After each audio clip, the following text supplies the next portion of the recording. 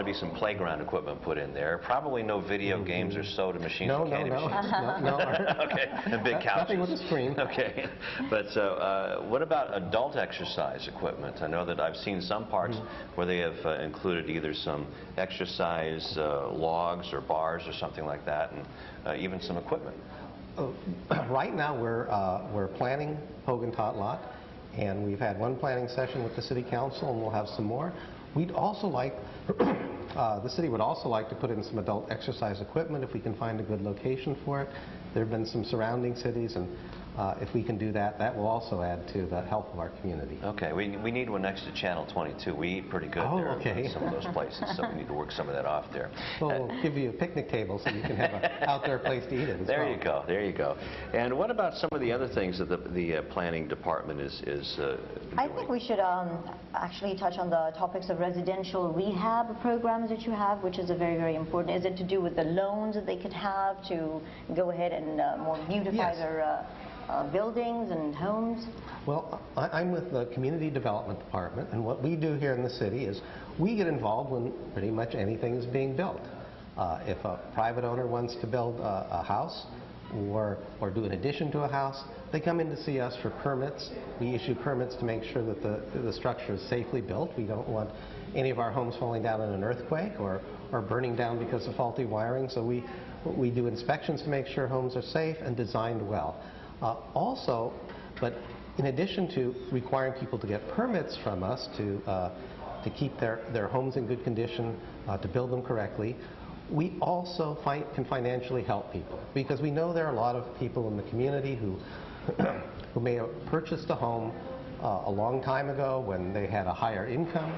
Maybe their incomes have dropped over the years because they're retired or for other reasons, and they can't afford to maintain the home the way it should be. And that's trouble for our community, because it's bad for the people living in there because the homes become less safe when they're not maintained. It's a problem for the neighbors, because if one home in a neighborhood is run down, it can have a negative effect. Neighborhood. Yes. So we have a residential rehabilitation program. If you are if you're considered low or moderate income, you can apply, come in here and apply to the city of Lawndale for a loan, and it can be, if you're low income, a forgivable loan. So if you now, forgivable loan, what's the catch? The forgivable loan is we want you to be in your home for 5 years. So the loan is forgiven over a 5-year period, because frankly we don't want... They don't have to pay it back? They would not have to pay it back if they're there for 5 years. And because we understand these are low-income households, they don't have an ability to pay back the loan, otherwise they'd be fixing on the house themselves. Now, what can a person do? What can a homeowner do? Can they get new wallpaper? Can they get a new TV? What can they do? They can replace the major systems in the home. The things that make it, that when they wear out, make it dangerous to live in a home. You can replace your roof. You can, say, replace your water heater if it's about to fail. You can replace your plumbing if it's about to go out. We certainly want to help anyone replace their wiring if it's about to go bad. Now, there are some houses, I'm sure, that probably still have that really old cloth-covered wire. I'm sure that needs to be replaced. Oh, yes, and it could even be even wiring that's newer than that. Old wiring is dangerous. You can have fires. How about window repair? Certainly, weatherization is one of the things that we can do with this. If low-income homeowners sees all their money going out the windows and through the doors because of poor insulation, we can help them with that. And this could have a huge impact on the property values actually rising instead of... We hope that, because we hope that if we help one homeowner fix their home, and we've done this many times where a home looked really poorly in a neighborhood, fix it up, it makes everyone in that neighborhood feel better about their neighborhood, and they all go out and fix their homes up, and it increases property values for everyone. Which is a very important issue right now in this very, very hard economic times, as we're all aware of. Yes. And Otis, I know that the program's been going on for at least a year now. What's the reception? Actually, it's been going on for 4 or 5 years, and every year it gets more and more popular. I think people are getting more comfortable with it. We have some older residents who are have never been comfortable with having debt on their home. They may remember the Depression, that people who had loans were foreclosed on by the bank. But since these loans, most of them require no payments, well, you're not going to get in trouble and we're not going to foreclose on you. We just want to fix your house. I'm sure that a lot of people say, well, if it's too good to be true, it is. But this seems like that, but it's not too good to be true. No, it is a good program. Well, actually, it is too good to be true. And it is true. There's no catch, Yes. really. And there is no catch. It's good for the individuals who take out these loans, and it's good for the neighborhood, and it's good for the city. That's why the city pays for them. And the same applies for the commercial buildings as well. There's a program for that as well. We have a commercial rehabilitation program, and it's an interesting thing that commercial areas, places, buildings that have stores in them, often potential shoppers will judge these buildings by their appearance, even if they're full of wonderful stores. So we have a program to help property owners fix up the exterior appearance of their commercial buildings. We know then that will help all the local businesses here, and they'll pay more sales tax, and that will be good for Lawndale. And if we have better looking commercial buildings and better stores, there'll be better places for Lawndale residents to shop. Now that includes everything from paving to storefronts to what you talked about with the residents. And we concentrate on those things that have an immediate impact on the appearance, landscaping, the facade of the building, the facade, the windows, the signage, all of those things that when you drive by a store and you see the old sign and the cracking facade and the lack of landscaping, you think, oh, the stores in there must not be very good. Sure. Fix it up, and then everyone does better. And this would actually encourage more business owners to want to come and invest in the city of Lawndale as far as businesses go. In fact, many of our loans have gone to owners of commercial buildings who are trying to bring in new tenants. Sometimes they say, I have a wonderful new tenant to come into Lawndale. I just can't afford to fix up my building, and the new tenant won't come into the building in the shape it's in. And sorry. Go ahead. And that loan is just as good as the other one? Or that one is going to be different because it's commercial, of course? It's commercial. There are a variety of ones. There are some forgivable loans, and there are other loans which must be paid back. And but the interest rate isn't that steep. No. In fact, some of them carry no interest rate. Okay. Wow. And that's wonderful. So how do people go and see Otis Guinosa, the Deputy Planning Commissioner? Well, they can just call City Hall, and they'll be transferred in.